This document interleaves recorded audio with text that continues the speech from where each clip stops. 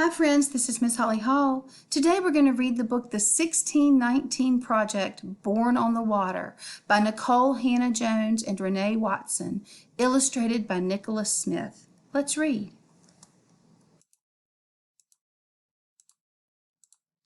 Questions. My teacher gives us an assignment. Who are you, she asks. Trace your roots. Draw a flag that represents your ancestral land. Most of my classmates can count back many generations and learn about the countries where their families came from. They draw their flags, but I leave my paper blank. I do not know where I begin, what my story is. At home, Grandma asks, how was school?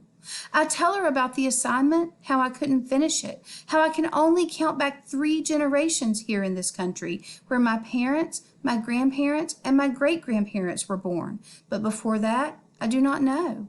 I tell her that I am ashamed. Grandma gathers the whole family, says, come, let me tell you our beginning. Let me tell you where we're from. What Grandma tells me. They say our people were born on the water, but our people had a home, a place, a land before they were sold. 400 years ago in 1619, our ancestors were taken and brought here on a ship called the White Lion a whole year before the Mayflower arrived.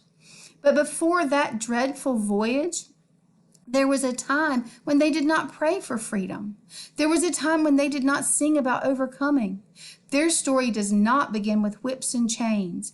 They had a home, a place, a land, a beginning. Their story is our story. Before they were enslaved, they were free. They had a language. They spoke Kimbundu, had their own words for love, for friend, for family. The kingdom of Ndongo was nestled between the Lukala and the Kwanza rivers on a high plateau in West Central Africa. The people were good with their hands, knew the power of a seed, how to plant it, water it, how to make something out of nothing. The people were good with their minds, good at math and science. They used shells for money, counting, recording, trading. They knew what their work was worth. They spoke Kimbundu, had their own words for joy, for grow, for home. Their hands had a knowing. Their hands had a knowing. They knew how to hold a baby close, how to rock the child to keep her from crying. Their hands knew how to mix herbs, how to get the just right flavor for a meal. Their hands knew how to beat and twist and shape iron, how to make gardening tools, armor, and weapons. Their hearts had a knowing. They knew how to make work joyful, how to create rhythm by pounding the tools against metal, knew how to make music to keep them company as they worked. Their minds had a knowing, worldly, curious, sharp. When they met the white people, they learned quick, taught their tongues to speak Portuguese, taught their eyes to read strange words. They knew how to mix the old with the new, but even an ancient people always had more to learn. And they danced.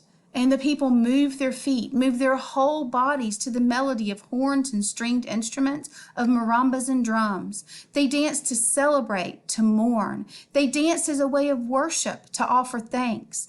Their bodies a song under open sky and bright sun. Their bodies a swaying testament to the beauty of creation. Stolen. And the white people took them anyway, kidnapped them, baptized them in the name of their God, stamped them with new names. Ours is no immigration story. They did not get to pack bags stuffed with cherished things, with the doll Grandmama had woven from tall grass, with the baby blanket handed down from generation to generation, all the way back so far back that it carried the scent of the ancestors.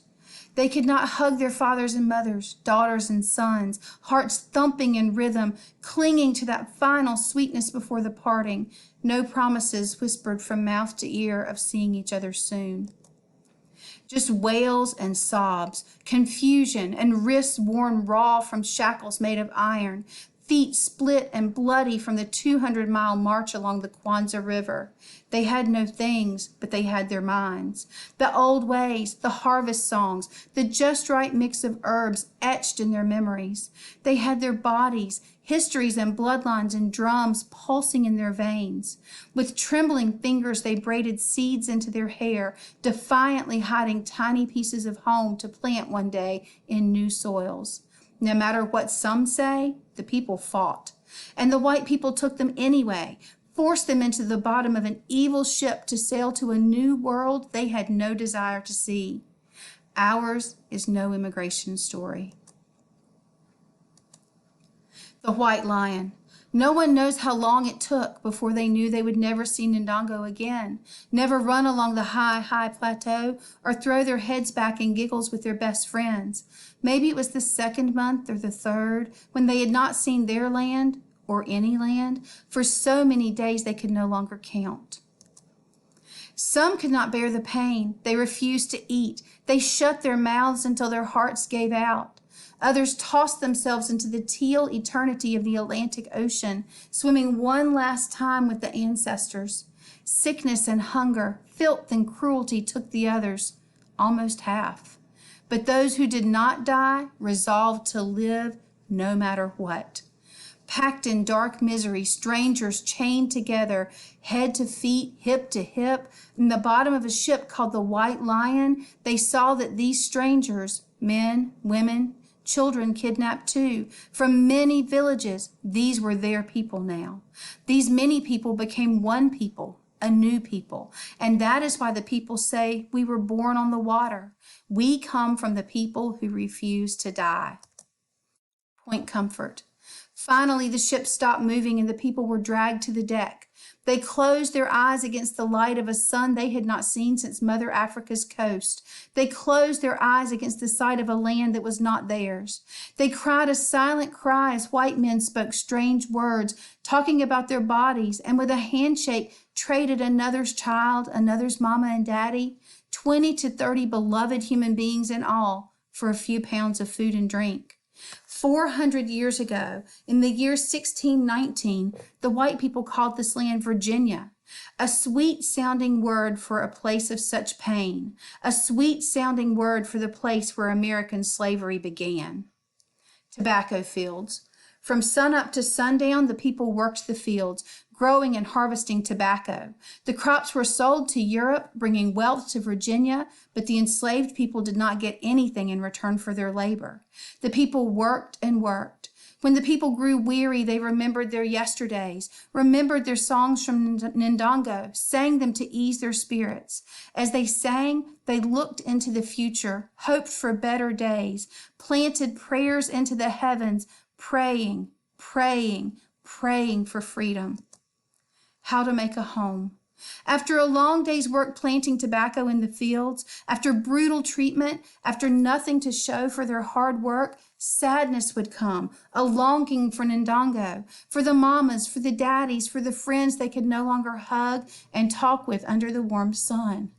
We are in a strange land, they said, but we are here and we will make this home. We have our songs, our recipes, our know-how. We have our joy. We will love, laugh, sing, and hug our children as tight as you can hold a child. We will survive because we have each other. And so the people planted the seeds they carried over the ocean, snuck to visit one another in the dark of night, sang songs, swapped tales of yesterday, remembering. And the people planted dreams and hope, willed themselves to keep living. And the people learned new words for love, for friend, for family, for joy, for grow, for home. We are in a strange land, they said, but we are here and we will make this home. We have determination, imagination, faith. We will survive because we have each other. The Tuckers of Tidewater, Virginia, 1624. Anthony and Isabella, enslaved on the plantation of Captain William Tucker and his wife Mary Tucker. Two ordinary people forced to till the soil, forced to build a country they were not from, found a way to build a love for each other, to marry and create a family, a legacy. They did not know their family would be the start of a new people. They were just two ordinary people who had a son, a new beginning, a promise to live on and on. William Tucker. Hope is a promise, faith that a better day will come, belief that things will not always be this way. Hope is refusal to give up, to die out. Hope is a child born. Way back then, hope had a name, William Tucker. He was born to ordinary people, a man and a woman who were not free but who believed in freedom, who were not free but believed that one day freedom would come even if they never saw it. These two ordinary people gave life to an extraordinary child, a child not of Africa, a child not of Europe, not of the native people already here, but a child of the new people formed on the water, the first black child born in the land that would become the United States, the first truly American child. Resist. Life was hard, and it would get harder for the generations to come. White people told the people they were not human, that the people were things to be bought and sold and given as gifts alongside horses and chairs. When the people were beaten, they said the people did not feel pain. When they sold the people's children, they said the people didn't love. These were lies they made up so they could feel okay about slavery. It is wrong always and forever to own human beings. It is wrong always and forever to treat human beings like things. The people fought back. For 250 years, the people resisted every day in ways big and small. For 250 years, the biggest resistance of all was that the people kept living. Legacy.